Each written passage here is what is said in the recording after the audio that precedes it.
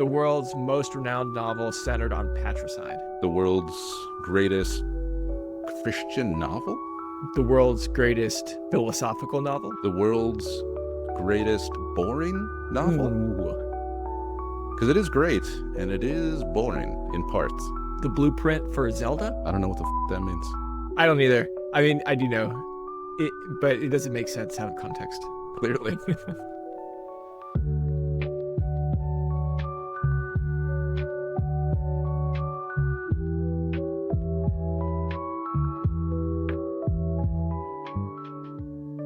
Brothers, love is a teacher, but one must know how to acquire it, because it is difficult to do. It costs a great deal and is acquired by long, hard work. We must love not only for a moment, but forever.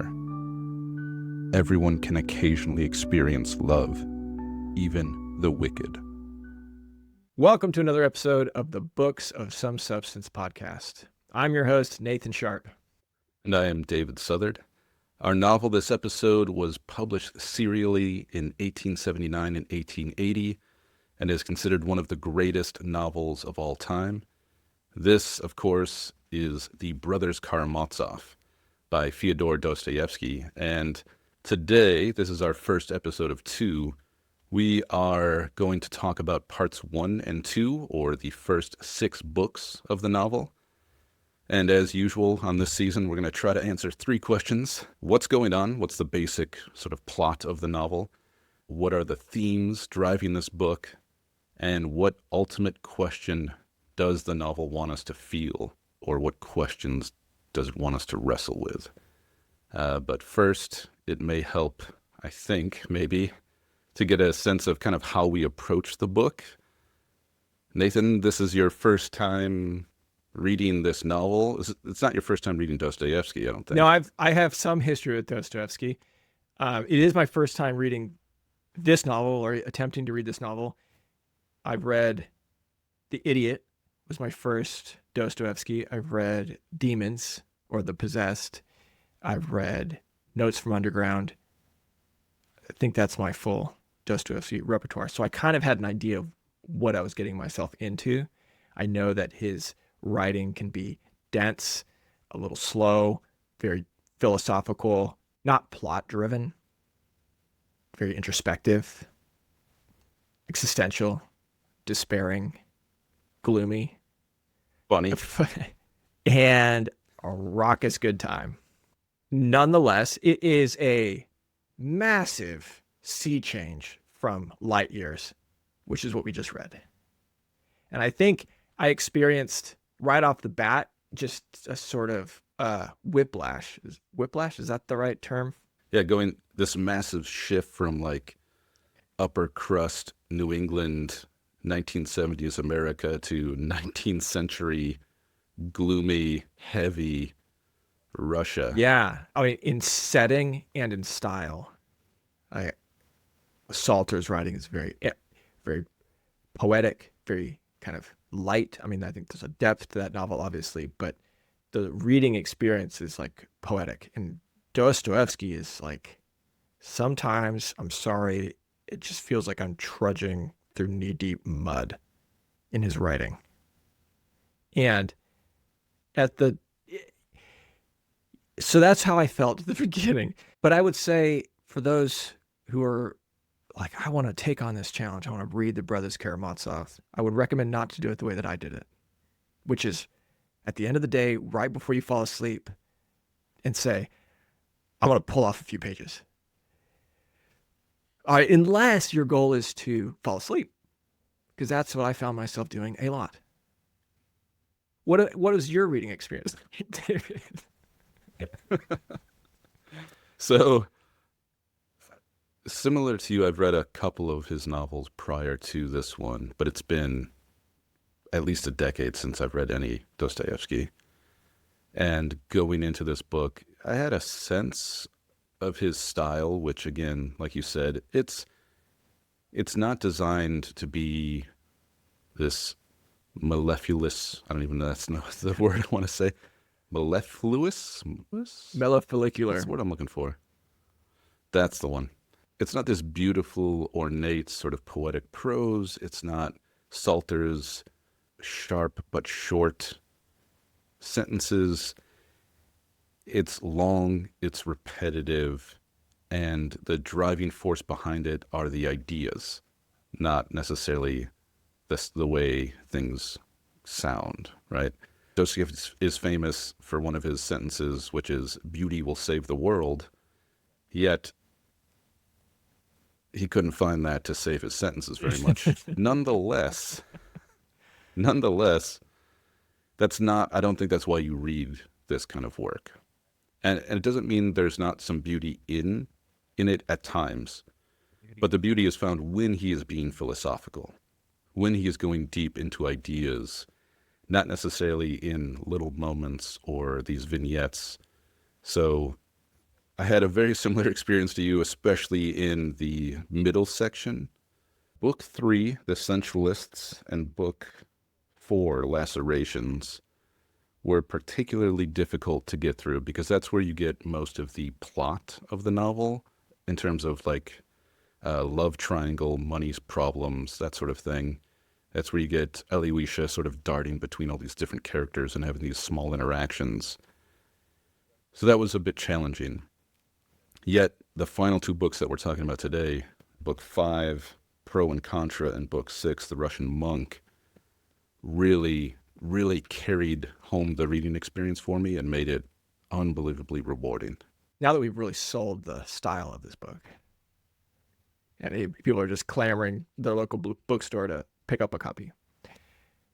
Can you, for somebody who has never read this, never thought about it, has no idea what we're talking about, what's the basic plot? What's going on? Okay, so the first half of this book is centered around the, what would we call it? Fractious family dynamics of a father and his 3 sons. That is the patriarch, who you mentioned in your patricidal teaser, named Fyodor, and his 3 sons, Dmitri, Ivan, and Alyosha, which again, I don't fully know how to pronounce. Alyosha? That's how I'm going to say it. And they also, in Dostoevsky's typical style, have different patronyms. Mm-hmm. The most common of which, Dmitri is often called Mitya, so we might switch back and forth. Yep. Ivan doesn't have one, really. He's kind of Ivan all the time. No, I don't think so. Yeah. And Alyosha is also Alexei. That's right, Alexei. And in the novel, he switches back and forth. So I just wanted to give that disclaimer in case we use different names in our conversation. Yeah. So it centers around these 4 characters. The main sort of conflict is between Dmitri and the father and their mutual pursuance of a woman named Grushenka. Dmitri is currently engaged to another woman, Katerina, that's right. Who's she's a sort of noble woman. She comes from like proper birth and she has money, right? And Grushenka is an orphan and a beautiful, but a tempest? A tempest, yes. She's the tempest.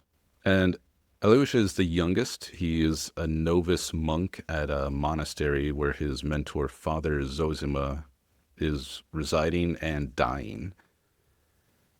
And Ivan is this intellectual young college student almost in his behavior and mentality.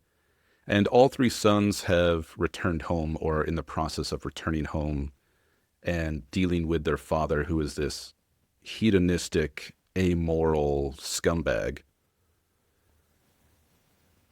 And that's pretty much it. That's pretty much... Wait, I think you left out one thing that is fairly central to the conflict also, which is money, which is that the conflict between Dmitri and Fyodor is the woman, and also wrapped up in that love triangle is this issue of money, which I keep wanting to call him Mitya because that's what they call him mostly in the book. But Dmitri believes himself to be the inheritor of a vast estate, which doesn't exist, in fact. At one point, he confesses to Alexei or Eloisha that he kind of knows there's probably nothing there, but he still feels that he's owed. Because the family isn't, they're not poor. They're kind of have some estate, have some land ownership.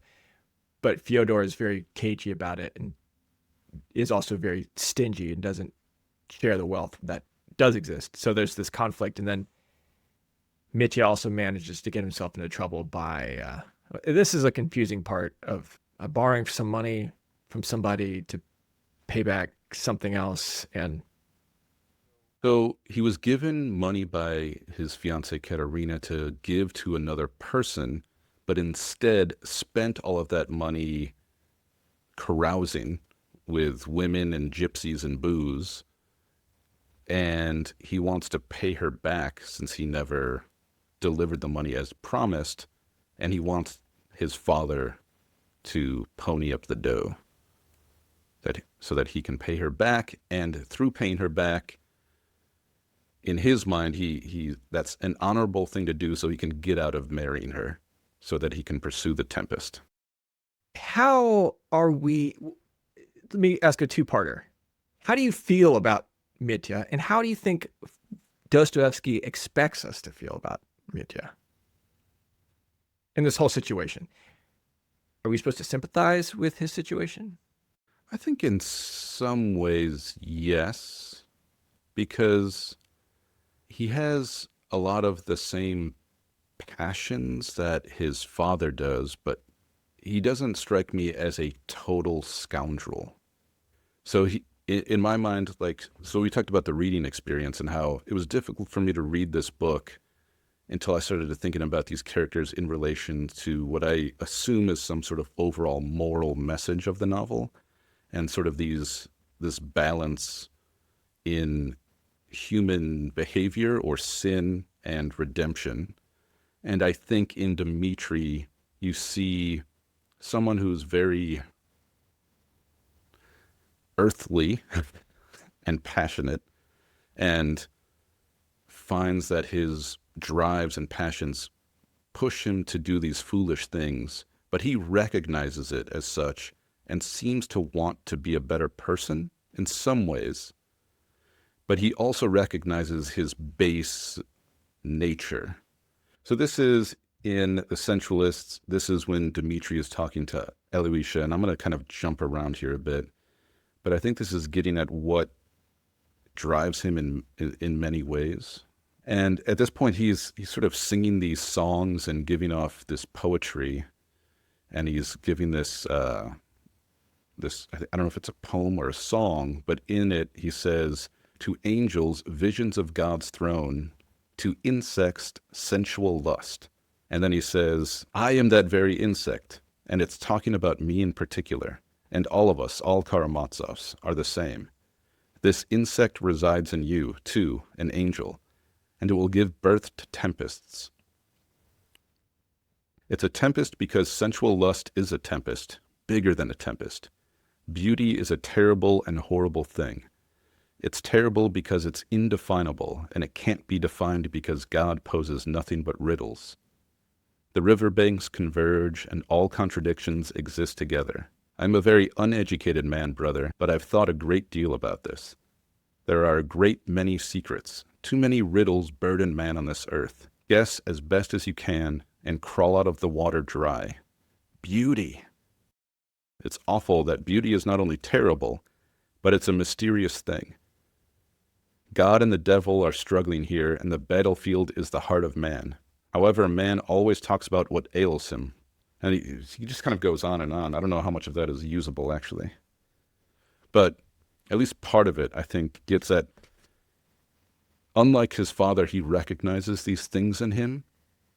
He's not purely a hedonist, or he's not committed to his hedonism. Yes, he's not committed to it. And he seems to want to change, right? In Grushenka, he seems to be in love with her. Like, it doesn't seem to be pure lust that drives him to her. So I think in some way you are supposed to sympathize with many of the characters. Well, I guess The father, I don't know. yeah, he's not a very empathizable character. But I guess I meant in regard to Mitya the predicament that he finds himself in, which is the peculiar predicament of having demanded this money from this woman, used it for something that he was not supposed to, somehow ending up engaged to her, but not loving her. So he's just kind of like gotten himself into this real clusterfuck, but then kind of blaming his father for it. And I think that was something. A lot of I think those two sections, the sensualists and uh, the section after it, deal with this. And I just couldn't, I could just not, I just didn't really care about all of this because I found there to be no entry point for any to care about anything. It's like, this is such a convoluted situation that doesn't really make sense. And I don't really understand the characters. And I guess this is sort of a critique of Dostoevsky, if I may. You kind of have to get through this. I don't think it's the best way to introduce the conflict or characters, but because I just found it confusing. Like, why do I care? I think after getting through that, and I think the passage that you read, you get these characters a little bit more, and towards the end of this section, I did start to care about these characters more and be more interested in it. But it's like this fog of convoluted. I think in some of those moments you get a sense of who Dmitri is, and he's this vivacious, drunkenly character in that scene. And so he's kind of endearing in that way. But the father is painted as such a jackass that anyone against him you kind of side with. One downside is that these two female characters have almost no real personality or sense yet. You don't really understand them. So maybe that also adds some distance to it. And like we mentioned, the style itself, it's very much, it's dialogue heavy. It's characters often repeating themselves, like quite often. And it's focused on a convoluted but not necessarily interesting plot point.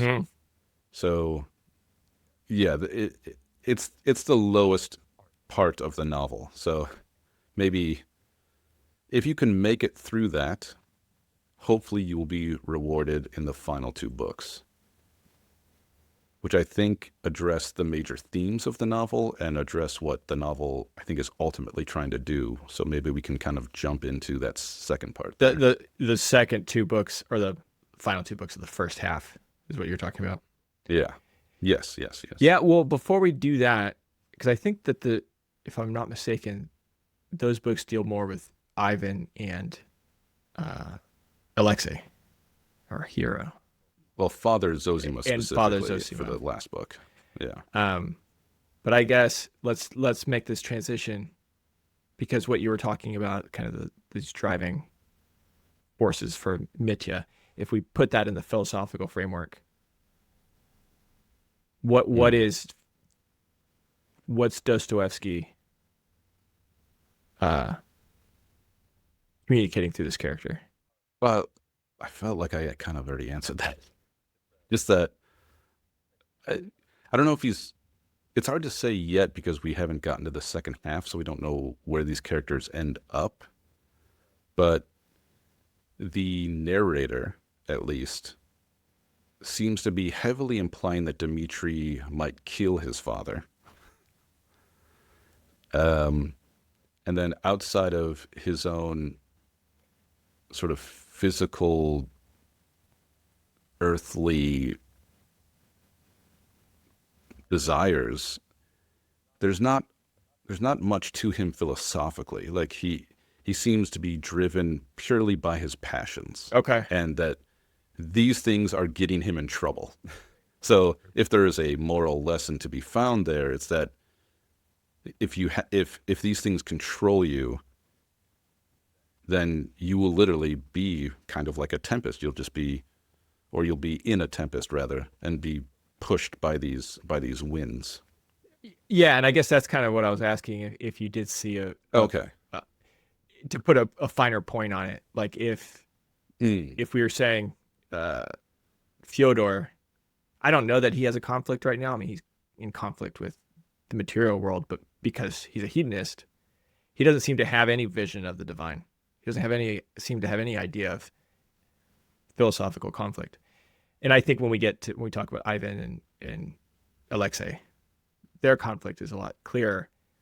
But for Mitya, is it just at this point at least, does he have he's not a hedonist? Is he's just kind of he's sort of like life force. He's the naturalist. Yes.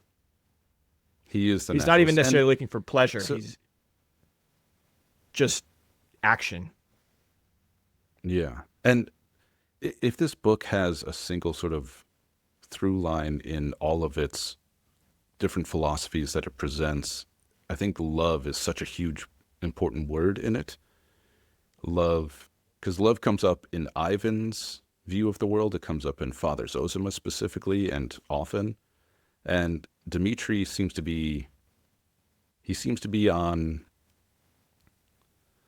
a track to not understanding how to control his love or to fully experience a greater sense of love. And it's, yeah, like you said, it's just this force of nature that he can't control.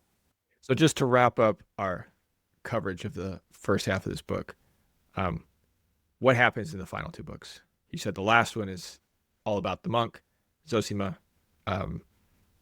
which we can get into in more depth. What's the penultimate? Pro and Contra? Penultimate book, Pro and Contra, mostly deals with presenting Ivan's philosophy on life. There's other things that happen, but there's two or three chapters, but one chapter in particular, and it's the most famous chapter in the whole novel that is sometimes read before people even read the novel. It's something I read a long time ago before I read the novel, and it's the Grand Inquisitor. So you're presented with Ivan's moral reckoning of the world, I guess is what you would how you would describe it, where he presents his theory that, God maybe exists, could exist, but we would never understand him. And if he does exist, then God has some things to answer for, according to Ivan, particularly human suffering. So this is Ivan saying, I, my dear, have decided that if I can't understand even that, and he's talking about Euclidean geometry, how could I possibly understand God? I acknowledge humbly that I lack the ability to resolve such questions. I have a Euclidean mind, earthly, so how can I possibly solve problems that are not of this world? I advise you never to think about that, Aloysia, my friend, most of all about God, whether he exists or not. All of these are questions beyond the scope of a mind created with an understanding of only 3 dimensions. And so I accept God, not only willingly, but not least in all his wisdom and his purpose, which are completely unknown to us. I believe in order in the meaning of life. I believe in eternal harmony in which we shall all merge. I believe in the Word, toward which the universe is striving, and which itself was with God, and which is God, and so on and so forth. Many words have been written on this subject. It seems that I'm on a good path, right? Well, just imagine in the final result, I don't accept God's world, and that I know that it exists, and I don't accept it at all. It's not God that I don't accept, you must understand, but the world created by him. I don't accept God's world and can't agree to accept it. I make the following proviso. I'm convinced like a child that suffering will be healed and alleviated, that all the offensive comicality of human contradictions will disappear like a pitiful mirage, like the vile ruminations of an infinitesimally small, feeble Euclidean mind, which, in the last analysis, at world's end, at the moment of eternal harmony, something so valuable will transpire that it will be sufficient for all hearts for the comforting of all indignations, for the expiation of people's wicked deeds, all the blood shed by them. It'll be possible not only to forgive, but even to justify everything that's happened to people. May all this come to pass, but I don't accept it, and I don't wish to accept it. And he goes on to explain why he doesn't accept it. And he focuses his specific issue. Well, he has many issues, but he focuses specifically on how can you justify, or how could God justify the suffering of children? And this is prior to going into his Grand Inquisitor section. I really want to dive right into that Grand Inquisitor section, but before we do that, can you remind us, like, what are some of these themes that Dostoevsky's dealing with in the first half of this book? So in addition to those questions of God's existence, human suffering, I think we have a few things running through other parts of the book that we haven't gotten to yet, which is free will, moral responsibility, love, which I mentioned, family, obviously, particularly father-son relationships. And though we haven't gotten into it yet, especially in that last section, that of Father Zosima, redemption, I think is a big thing in that book. And maybe I already mentioned, but moral responsibility, but also personal responsibility. Like, what does an individual need to do in order to live a good life, a morally good life? Yeah, so he's dealing with like the heavy questions of life. Yeah, yeah. I think that something that's obviously he's a Russian author. Obviously, we're not in Russia. I think there's a social dynamic that I think is useful to keep in mind with Dostoevsky as well, and it's something that's very not the Russian version of this, but it's an idea that I think about a lot, which is the conflict or the dialogue of modernism. And looking at Russia at the time that he's writing, it was a tremendously dynamic time, to say the least. The Decembrists, the revolution, the freedom of the serfs, like this immense social upheaval. At this time, there had been 3 assassination attempts on the emperor by this socialist anarchist group, and it was eventually successful. A year after this book was published, the emperor was assassinated. So just imagining what that would be like for a society that was, it held on to its old ways much longer than Europe did, certainly much longer than the Americas did. They held on to the tradition, and resisted the move to modernism longer. And now the old ways are crumbling, industrialization, the serfs are free, and they're moving into this new era. And that's at the point that Dostoevsky's asking, well, what do we do about all these things? When the old ways are gone, how do you do right? Another famous philosopher at this time, very near this time, wrote, "God is dead and we killed him." I think Dostoevsky is literally wrestling with that concept, right? That society no longer has those things that keep it together, and the one thing that might have kept it together, this belief in a God, seems to be absent, or it's hard to be found in the modern world. How do you reconcile that seeming silence with, and everything else falling apart, with finding new meaning or a meaning? Yeah. Well, and you say silence. I think I'd like to get into that. My reading of his critique is much more social. Like Mm. like he's not critiquing or blaming God or the Orthodox Church for this. Sorry, I didn't mean to imply that it was the church. I think you see this in Father Zosima, which he repeats multiple times, is that we are responsible for everyone else. We are responsible for everyone's sin. We are responsible for everyone's redemption. So yeah, it's not necessarily like a failing of the church as a way to hold people together, but individuals to keep each other in check. Yeah. I think like reading Nietzsche, and it's been a long time since I've read Nietzsche, but he seems to say it's that his critique of religion or of God, of ideas of God, is it's a sort of foundational critique, like it cannot exist. I think, again, take it with a grain of salt. But I think what's really interesting in this book, and other books of Dostoevsky as well, is it seems like he's responding to this changing society, like almost like looking at it as an outsider.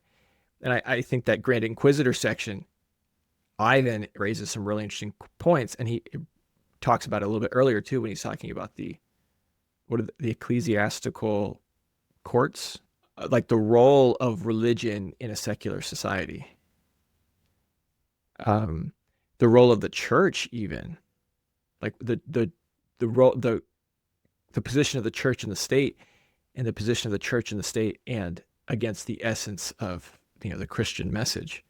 Well, Ivan is what now would be called a cultural Christian, where he likes the foundations that Christian culture has built, and he likes what it can do to sort of keep people in check and to help put order and beauty into the world, but he doesn't believe anything holds it up. Essentially, he doesn't believe in God. Well, I think in my reading, he takes it a step further. I think he believes that the Christian society that he would like to uphold is actually anathema to Christianity, is actually anathema to Christ. That, in fact, the church sold out a long, long time ago. It's not a matter of the church versus the state, because the church ceased being followers of Christ at the very beginning, because the message that Christ gave was actually anarchy. And people couldn't handle the freedom and the anarchy that Christ preached. And so they created this church apparatus to satisfy them. And I loved the Grand Inquisitor section. I think we just need to get into it because that is the best part of the book so far. It's so interesting. In the Grand Inquisitor section, and maybe we could find a quote to read, but he's using, well, one, it's a peculiar construct. He decides to tell a prose poem to his brother Alyosha to express his worldview, but I don't know, it's kind of like a one-man play that he puts on, where he imagines Christ coming back and being arrested, thrown in jail, and being before the Grand Inquisitor, and the Grand Inquisitor is basically saying, we can't have you here because we got a good thing going, and you're gonna fuck it up. And not just fuck it up for us, but fuck it up for the people. Yeah, because we can't. Because people can't handle freedom. People can't handle what you're bringing. Yeah, it's essentially it's a monologue of the Grand Inquisitor lecturing the returned Christ and saying to him, like, you gave people this idea, this message. You cannot return and start performing miracles because that will undermine the message you originally gave them. And not only was that message faulty, Satan was correct. You should have just sorry, I just get excited. I just got excited. Oh. Okay. Well, his whole thing about Christ's three temptations, he essentially breaks each one down and says, why didn't you just do what he wanted? That would have been easy. But not only that, Instead, you had to make things difficult. that is literally what the church went on to do. The church took Christ's story. And so what are the three miracles? There's the miracle of bread, or the three temptations: bread, miracle, and authority. And Christ turned all of that down. He turned down the temptations of Satan. The church took on the message of Christ and went on to fulfill those temptations, to give bread to the people. Well, let me just read something that the Grand Inquisitor says to him. Please. This is on page 298, because I think it sums up some of the sort of basic ideas. Do you have the right to reveal to us even one of the mysteries of the world from which you've come? My old man asks him, and he answers the question himself. No, you don't have the right to add what's been said before, or to take away the people's freedom, which you insisted upon when you walked on the earth. Everything that you would now proclaim would infringe on man's freedom of belief, because it would appear as a miracle, and their freedom was dearer to you than anything back then, 1,500 years ago. Wasn't it you who repeated so often, "I will make you free"? But now you've had a good look at these free people, adds the old man suddenly with a wistful smile. Yes, this freedom business cost us dearly, he went on, regarding him with a stern expression. But we finally completed this business in your name. We struggled with this freedom of yours for 15 centuries, but now it's finished once and for all. You don't believe that? You're giving me a meek look and don't even consider me worthy of your indignation. But you should know that now, right at this moment, these people are more convinced than ever that they're completely free. Meanwhile, they themselves have brought their freedom to us and obediently placed it at our feet. It's that last line that I really just wanted to read, actually. Here it is. 302. Because the secret of man's being is not only in living, but in having something to live for. Without a firm belief in the purpose of life, people will not agree to live and will sooner destroy themselves, rather than continue to live on earth, even though they be surrounded by loaves of bread. True enough, but what came of it? Instead of taking man's freedom from him, you increased it even more. Perhaps you forgot that serenity and even death are dearer to human beings than the freedom of choice that comes with the knowledge of good and evil. There's nothing more alluring to people than freedom of conscience. But there's also no greater source of suffering.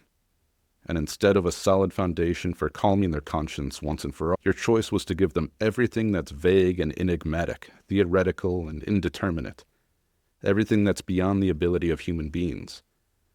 In doing this, you acted as though you had no love for them at all, you who came to give your life for them. Instead of coming to possess people's freedom, you multiplied it and burdened the souls of human beings with unending agonies. There's so many things I want to read from this passage. I know. Freedom of thought and science will lead them into such labyrinths, into such wonders and insoluble mysteries that some of them, the strongest and most rebellious, will destroy themselves. Others, rebellious but weak, will destroy each other. And the rest, weak and miserable, will come crawling to our feet and whine to us. Yes, you were right. You alone grasp his mystery. We're coming back to you. Save us from ourselves. And if it's a mystery, then we too have the right to preach a mystery and to teach people that it is not the free choice and freedom of judgment in their hearts that's important, and isn't love, but what matters is mystery, which they must follow blindly, even if it works against their own conscience. That is exactly what we have done. We have corrected your example and based it upon miracle, mystery, and authority. And the people rejoice in the sense that they are once again led like a flock of sheep, and that, at last, such a terrible gift, which had brought them so much suffering, has been lifted from their hearts. So what Ivan, through the Grand Inquisitor, is saying is that Christ is not represented by the church. The church is representing Satan, but it has produced this environment that has satisfied the people.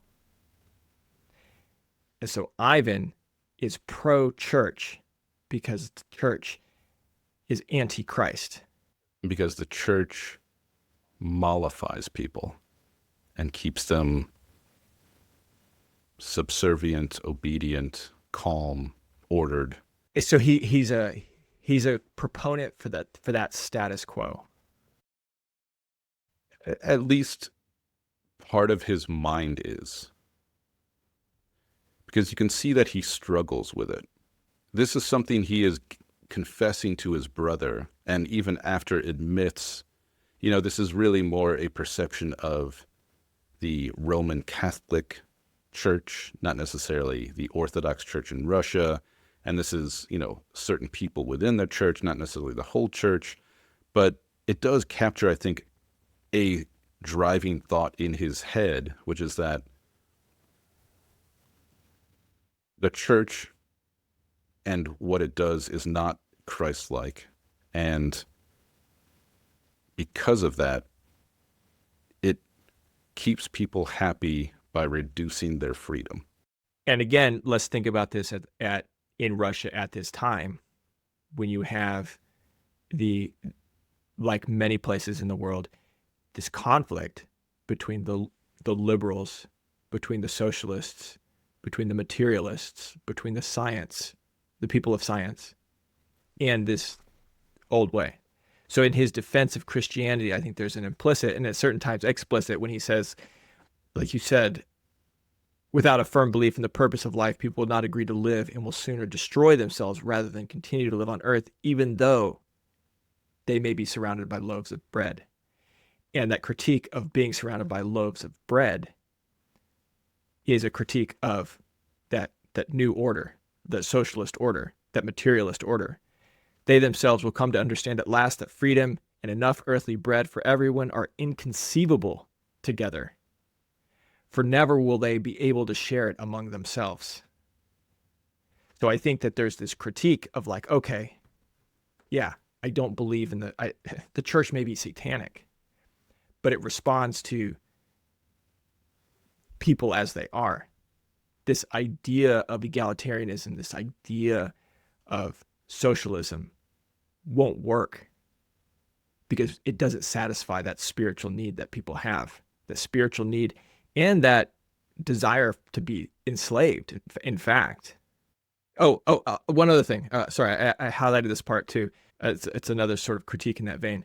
Do you not know that centuries will pass and mankind will proclaim through the mouths of its wise men and scientists that there is no crime, and therefore there is no sin. There are only hungry people. Feed them, and then ask virtue of them. The beauty of this passage, I think, is that it is this chapter is no less relevant today. And I think other books that we read, like it reminds me of Melina and that story that she tells about in that book about the hobo who finally gets washed of all his dirt and then drops down dead. And the question of like, how dare you? Who are you to wash this man of the things that brought his life comfort?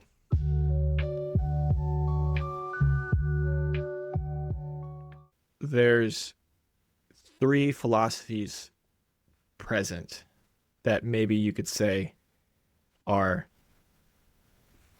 a sort of Christian anarchy on one end that's represented by Christ, the church and the state. Or at least Ivan's interpretation of Christ. Yeah, Ivan's interpretation of Christ.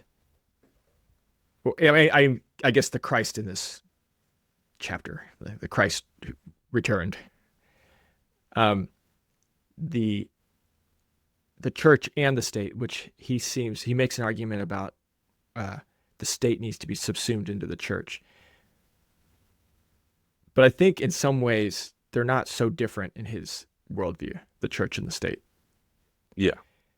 Well, that was his argument for the ecumenical courts, is that people will only obey laws if they fear for their immortal soul. Right. And then the third philosophy being the modernist, the Science, enlightenment, socialism. The materialist. Yeah, the materialist, which is it to me is a pretty refreshingly clear breakdown of philosophies, because I think in modern times those are so like mishmashed together, and like little pieces of one are combined with little pieces of another and presented as a whole, and doesn't make sense. To me, reading this, it feels very clear. Like I see how these different ideas, they're fundamentally different. They're based on a different paradigm, as opposed to, you talk about worldviews today, and in a mainstream kind of way, you talk about Republicans, Democrats, liberals, conservatives, whatever. It's all a mishmash. It doesn't really make a lot of sense. Bunch of ideas go over there, a bunch of ideas go over there. But what's underpinning that? And I think that, but thinking about it this way brings a degree of clarity, especially for somebody who, so obviously, I think maybe this feels more relevant to myself, having been raised Christian, and understanding kind of this conversation about church and society and Christ and religion and all of this, like understanding that the tension that exists there. How does it strike you? I think you're right. I do see those things being almost evergreen in how they capture the world since industrialization, and sort of the breakdown of different ethos, I guess. That makes sense to me. On a personal level, and I don't know how much we want to get into this, but I feel like for a very long time, the majority of my adult life, if not all of my adult life, I have been Ivan. I've had that view of the world largely. But similarly to Ivan, I don't know if the very next chapter after the Grand Inquisitor, he's walking away and he's feeling dejected. It says, "It was strange. He was suddenly overcome with unbearable dejection. And the main thing was, this feeling increased more and more with every step as he neared the house. The strange part was not the feeling itself, but the fact that Ivan was unable to determine the cause of his dejection." And the fact that that comes right after he unburdens this heavy, largely dark view of human nature and society, that he feels this thing, especially after dealing with his brother, and his brother's response was similar to Christ's response in his little play, which is simply to just give his brother a kiss, you know? And which Ivan very humorously is like, "That's plagiarism." I think he screamed out, which I thought was funny. But I think Dostoevsky has him feel that because even though Dostoevsky understands where Ivan is coming from and probably has felt it a lot himself, it doesn't seem to be ultimately where his ideology lies. Closing out on the Father Zosima chapters, where you get more the personal philosophy of the author and maybe what I think the novel is trying to push onto its reader. This is all a long way to say that I recognize so much of myself in Ivan and wish I was more like Alyosha as a person. Make of that what you will, but the reading of these last two things, I didn't really think about it too much in terms of the world. I very selfishly and egotistically wrestled with my own personal questions and morality and judgment of meaning, morality, spirituality. So it was so much more of a personal reading experience for me, the second half, which really sent me spiraling into a inverse spiritual crisis, where that I feel an intense fear that maybe there is something more than the material world. So that's where I'm at.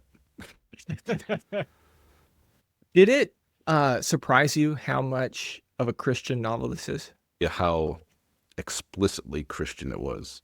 Where I think some of his earlier books, maybe that was behind it, or at least a part of it, because my understanding is that Dostoevsky is or was a Christian. He was there for, I think, close to 4 years, hard labor in Siberia, and the only thing he was allowed to read were certain Gospels. I think John, Mark, Matthew. I can't remember. It was like just a collection of Gospels from the New Testament that he read over and over and over again.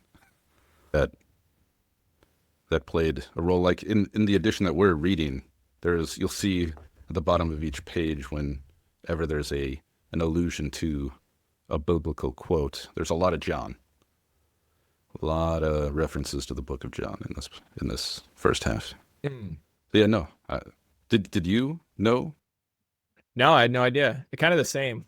Like I know that, like the idiot is a very strong. Prince Mishkin is a very strong Christ figure, but it's never. At least I don't remember it being explicitly so. As opposed to, like you said, there's so many references directly to Bible passages. There's so many arguments directly about Christ, the church, what have you. It's very central to the story. I don't know if it's just timing in terms of where I am in my life, or if Dostoevsky is able to do this well, but it doesn't bother me in the way that I think it would, or at least if someone were to tell me, hey, this book is really focused on Christianity, I'd be like, that doesn't sound like something I really want to read at this moment. So maybe he's able to do something with it that other authors can't because he's approaching it in such a unique way. And I think it's fair to say, at least reading this, he's not in any way a conventional Christian. And I'd be like, what church would he belong to? I don't know if Russian Orthodoxy is this way. But it seems like if we were to read Zosima or Alexei as the symbol of... I mean, Alexei is the hero of the book, and he says it. He's the hero of the book. But if it's supposed to represent kind of the moral Christian life, it's not a it's not in any conventional sense. And I wonder if it's maybe going back to this idea of freedom and anarchy, that perhaps it's a non-dogmatic experience of true freedom and love. Which is why in my head I view this novel and his philosophy to be, I don't know, I think this is a real thing, like Christian existentialism. Existentialism as a larger philosophy is the world is absurd, it has no inherent meaning, and different philosophers have different approaches to this, but we've read Camus on this podcast before. His whole idea is like embrace the absurdity, use that to carve out a path of meaning for yourself. And I don't know if Christian existentialism is a thing, but I think it is. And I've read Kierkegaard a bit, but that was, 20 years ago.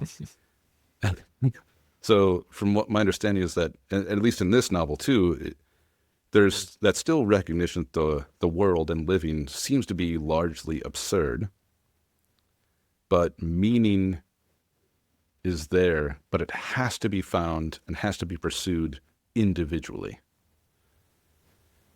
And you have to find a sort of individual relationship with God, but also you are individually responsible for your actions in the world, your interactions in the world. And maybe a step further, I mean, I don't really understand it, but you're responsible for everyone's actions. Because that seems to be the perspective that Zosima carries and passes on to his followers. Why don't we jump to that last book a little bit? I want to go back. Moving on. Go back real quick, right before we move on. Okay. I want to read a sentence right before you had started reading a little while ago about the Euclidean geometry, because I just really like this um, point that he makes. Meanwhile, there existed before, and even now there exist mathematicians and philosophers who doubt that the entire universe, and even more far-reaching, that all existence was created only according to Euclidean geometry. They even dare to imagine that two parallel lines, which according to Euclid can never ever meet on Earth, might meet somewhere in infinity.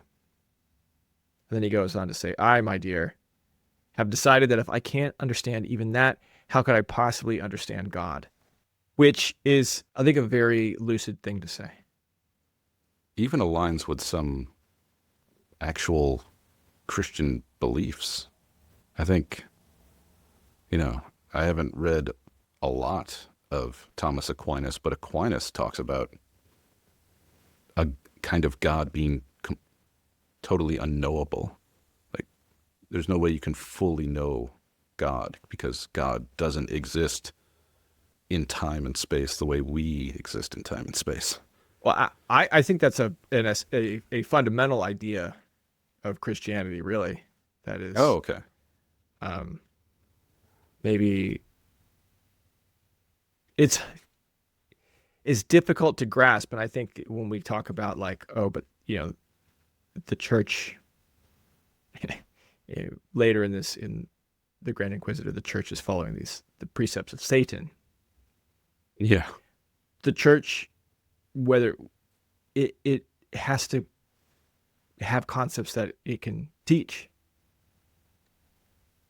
and so I think that idea is difficult to hold on to. It's difficult to pass on this idea that there is an unknowable, incomprehensible thing. Which is why the church gives them miracle, mystery, and authority. Exactly. It gives them a concept of a God that they can understand. Exactly. Now, shall we get into the last section, the Russian monk? Maybe. There's one thing that kind of connects it to the monk, and that is Ivan's sort of philosophy outside of the religion, which he doesn't connect to any sort of faith. And this is what Father Zosima preaches, which is love, right? So there's just one thing I want to read about Ivan. So this is before he goes into the Grand Inquisitor, when he meets with his brother, and he's just talking about himself.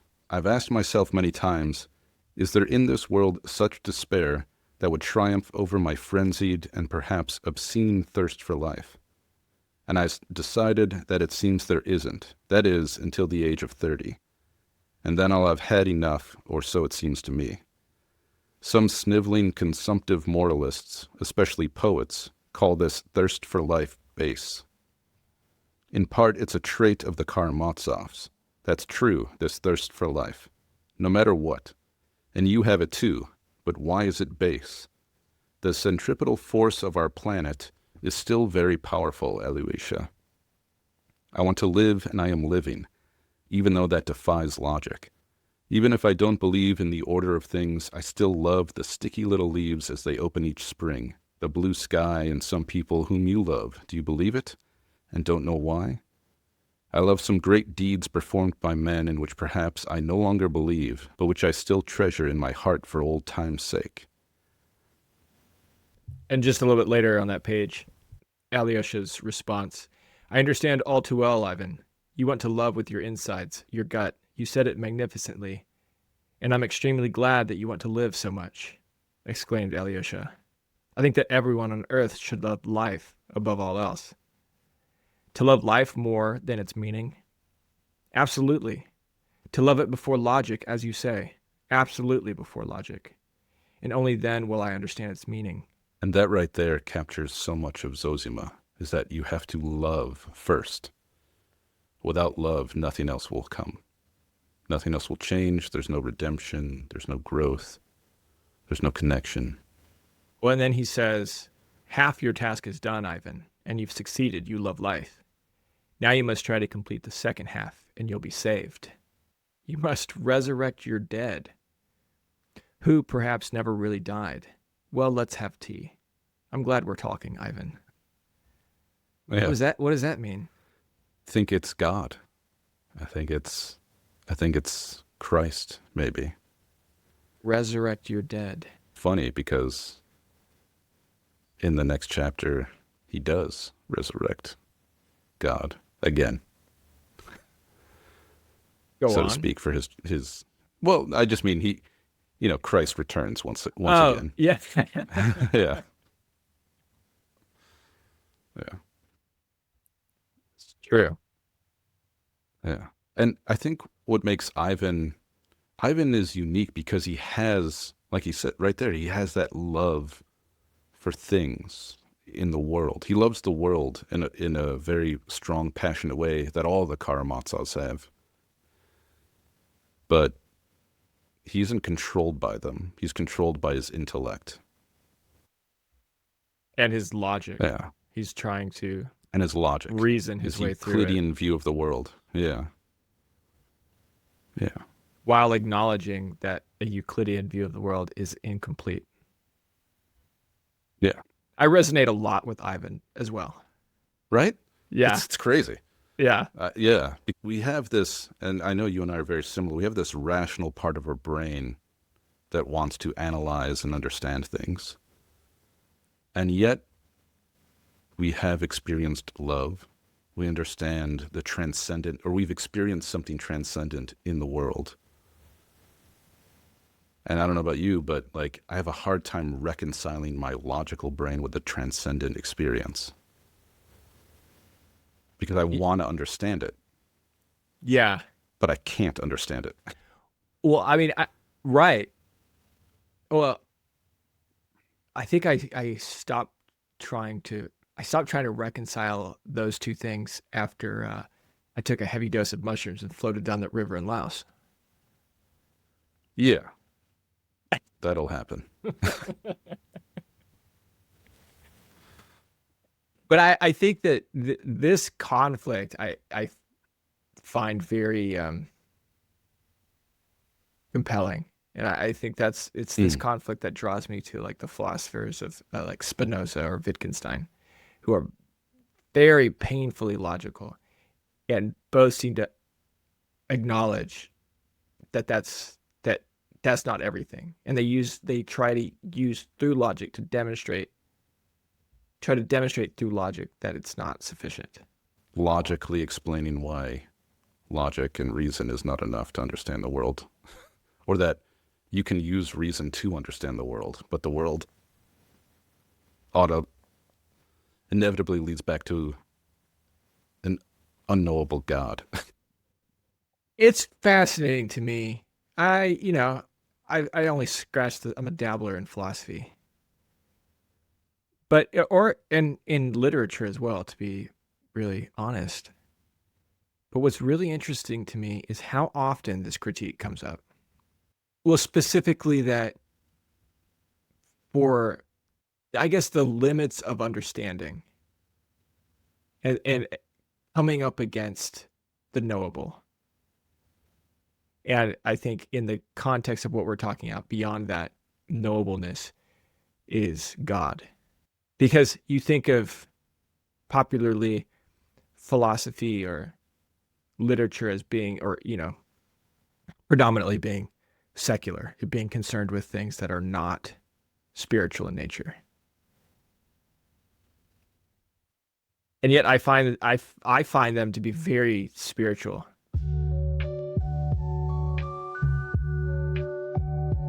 Shall we move on to the last chapter? So, this is kind of a break in a book that often breaks from its own narrative structure. This is a clear break in that narrative structure because it's what the author of this, or the narrator of this book, found a journal that was written by Alyosha that summarized from another book the life of Zosima. Is that correct? The main thrust of this is, this notes from the holy life of the late priest and monk, the elder Zosima, compiled from his own words by Alexei Fyodorovich Karamazov. And so we get insights into his childhood, his brother, and his sort of personal philosophy on existence and what we should be doing with our lives. What happened with his brother? Did his brother die? Yeah, so he had, I believe it was an older brother who was a rabid atheist as a young boy, which was very shocking to everyone. And then he was very sickly and seemed to prophesize his own death at one point. And then near the very end of his life, maybe the last year or so, when he was about 17, he became incredibly religious and just exuded this joy and positivity for everyone and everything around him because he felt that life was such a beautiful gift that it should be appreciated. And it had a big impact on Zosima. Mother listened and shook her head. You're talking like that because of your illness. Mama, my darling, he says. There have to be servants and masters, but let me be the servant to our servants, just as they are serving me now. And I'll also tell you, Mama, that each one of us is guilty before the others for everything, and I am more guilty than the others. And just above that, he said, if God were merciful and let me live, I would be serving you, since everyone should serve each other. The other story that had a massive impact on his life is this duel that it was over a woman, right? He loved this woman who was married or betrothed to another man, so he goes and, I don't remember, slaps him on the face or something and challenges him to a duel. And the guy's like, who? Why? What? And then he has this, he goes home and he beats his servant and then has this realization that this is all ridiculous. What was it, I asked, that I felt in my heart, as if it were something vile and shameful? Was it because I was going out to shed someone's blood? No, I thought, it wasn't that. Was it because I was afraid of death? Afraid to be killed? No, it wasn't that at all, not even that. And all of a sudden, I guessed what it was about. It was that the evening before I had struck Afanasy. It all arose again in my mind, as if it were being repeated exactly. He is standing before me, and I'm striking him on the face with all my might, while he's holding his arms at his side, his head high, his eyes fixed on me, as though on a parade, shuddering with each blow, not even daring to raise his arms to shield his face. And this is what man has been reduced to, that he beats another. What a crime. It was as if a sharp needle had pierced my soul. I'm standing there like a madman. The sun was shining. The little leaves were rejoicing, sparkling, and the little birds were singing God's praises. I covered my face with both hands, threw myself down on my bed, and burst into tears. And then I recalled my brother Markel and the words he had uttered to the servants before dying. My dear ones, why are you serving me? Why do you love me? Am I worthy of being served? Well, am I worthy? Flashed through my mind suddenly. And then from there, he takes the shot, which narrowly misses him, and he refuses to fire back. And everybody thinks he's a fool. And then he kind of is embraced by everybody because they realize he's a sincerely changed man. So he tells these stories that had an impact, and then it goes into a chapter on his conversations and teachings. Hey. And there's a large section I want to read because this goes right to what we were talking about in the Grand Inquisitor section. So this is on page 368, 369. Look at the worldly men and all those who regard themselves as above God's people. Haven't God's image and the truth been distorted in them? They have science, but in that science they have only what is subject to the senses.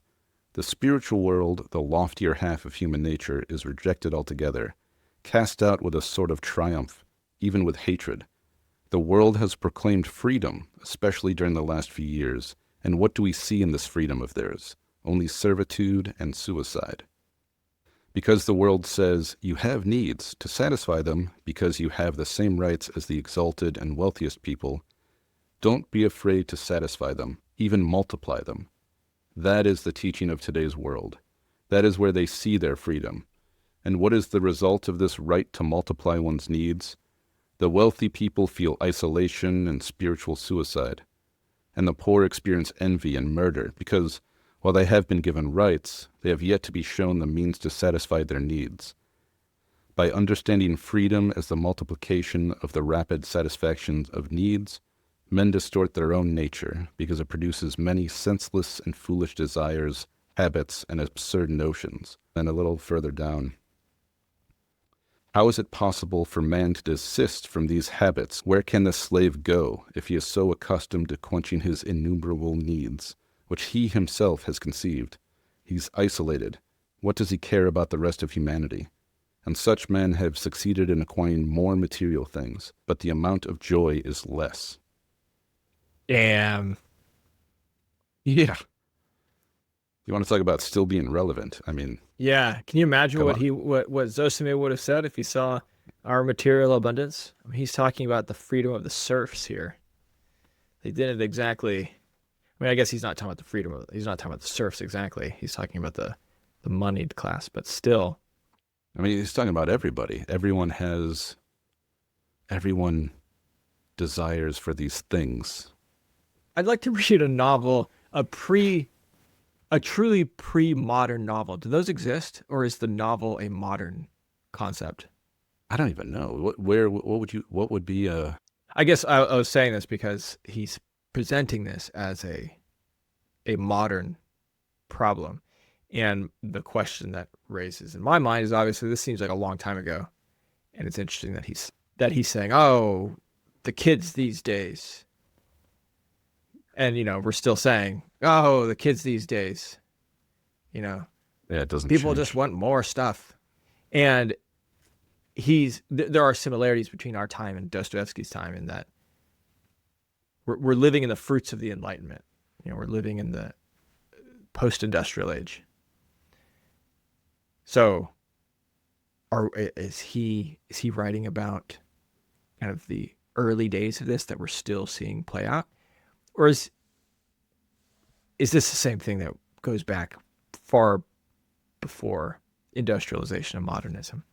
It's a I question I mean, ask. uh, I don't have an answer to that. Nonetheless, it still hits. Zosima has this brutal critique of the modern world as he sees it, and yet his message is to love.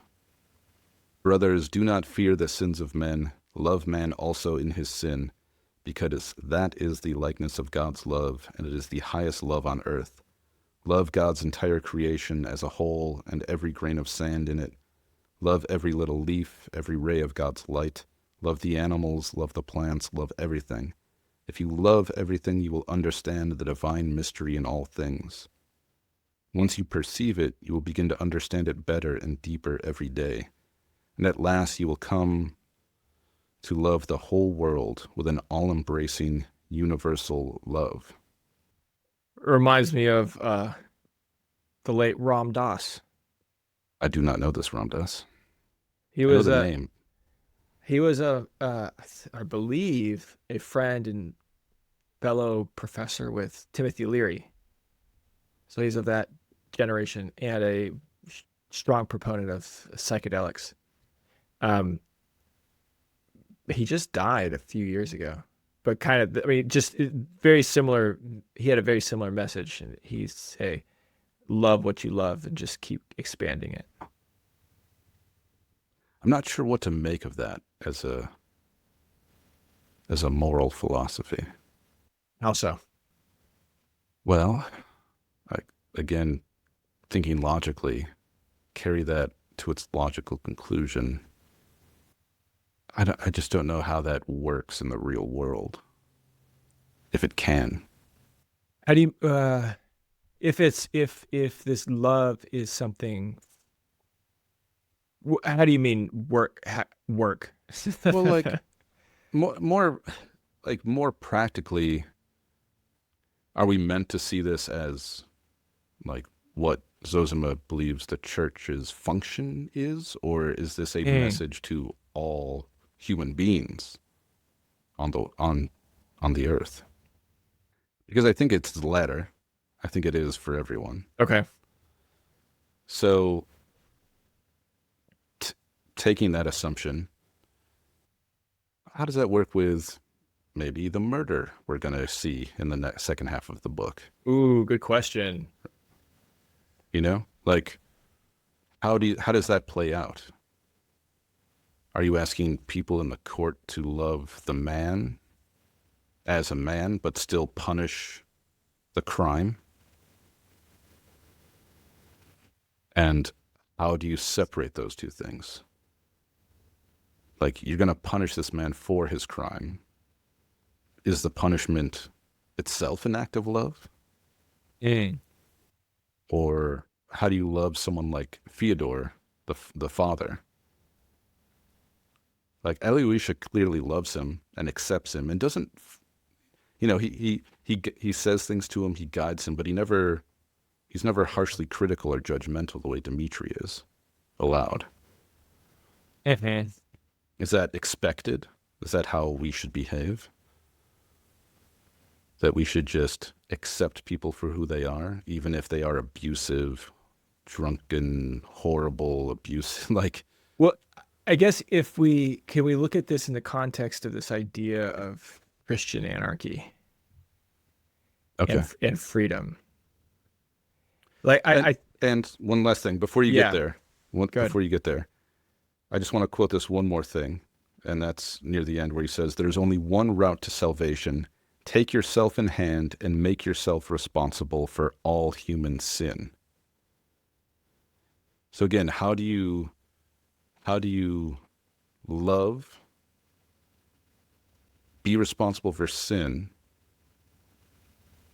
be free of judgment, and not actively try to change someone, unless you are doing it in a more subtle way? Like, so far, Elisha has been very passive in his dealings with all these people. They send him around here and there. He does whatever they want. He tries to talk. He tries to reason. He tries to love. But the people don't seem to change yet. Actions are building towards this grand death. Good thing we've got another half of this book to read. I mean, I am interested in how he does address these questions.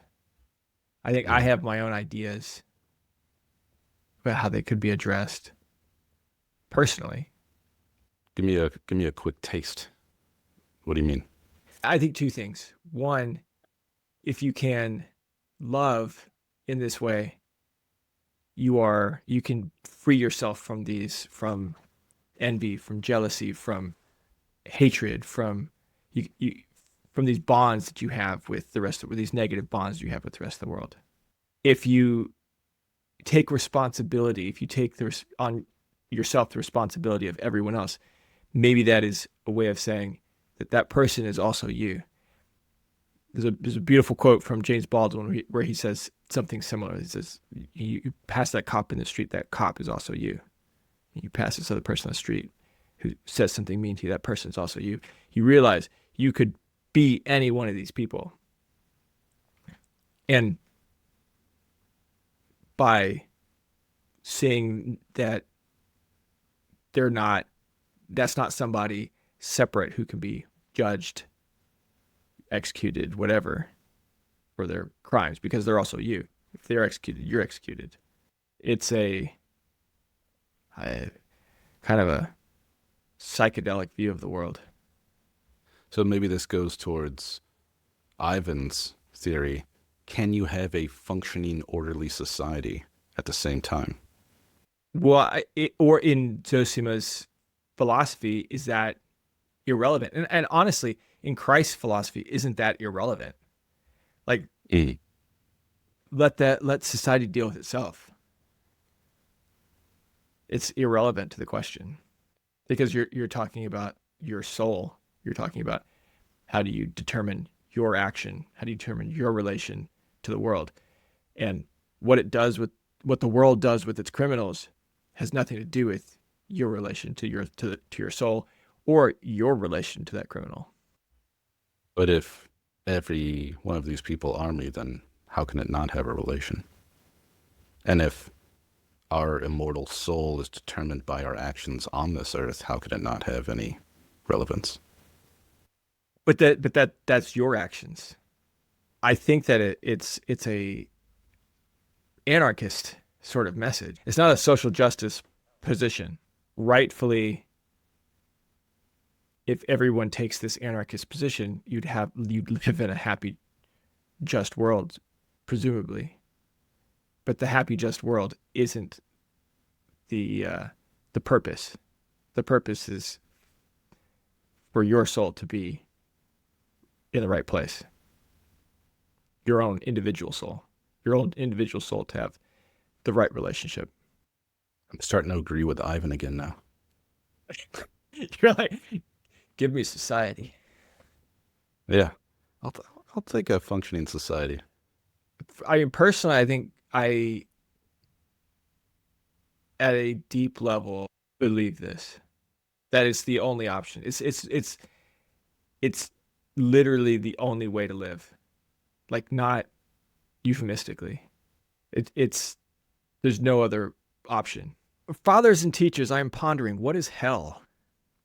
I think hell is the suffering of no longer being able to love. I think this is so powerful. I mean, honestly, like this, Yeah. I haven't read the Brothers Karamazov before. And I've gone through a long journey from my early days of Christianity to my thinking about the world now. And it aligns so much with so much of what he's writing about, from Ivan, from Zosima. I like you. I mean, the last two chapters were really incredible. I think I need to read them again. Honestly.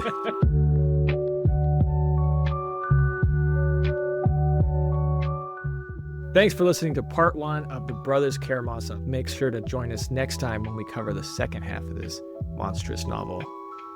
If you like this episode, give us a thumbs up, subscribe, leave us a comment, write us a review.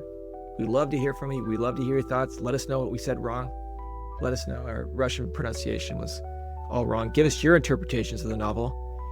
And if you do, it really helps spread the word of the podcast and the love of reading, which we're all about. Also, if you'd like to support the podcast, you can go to our website, booksofsomesubstance.com, and pick up some cool merch and let everybody know that you read cool books. All right, tune in next time. Happy reading. Finger biting rocked me.